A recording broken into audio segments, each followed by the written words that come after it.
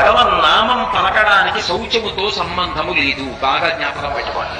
ఒక మంత్ర జపం చెయ్యాలనుకోండి, వాడు స్నానం చేశాడా, అంగన్యాస కరన్యాసాలు చేశాడా లేదా, విభూతి ధారణమో అయితే తిలక ధారణమో చేశాడా లేదా, ఇవి నియమాలు ఉంటాయి.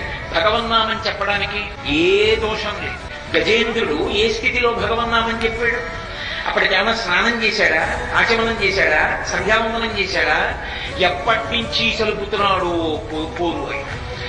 అలయక సొలయక వేసట నొలయక కది మకదితోడ ఉద్దంటత రాత్రులు సంఖ్యలు దివసంబులు సలిపెన్ పోరొక్క 1000 సంవత్సరములు అన్నారు భాగవతంలో.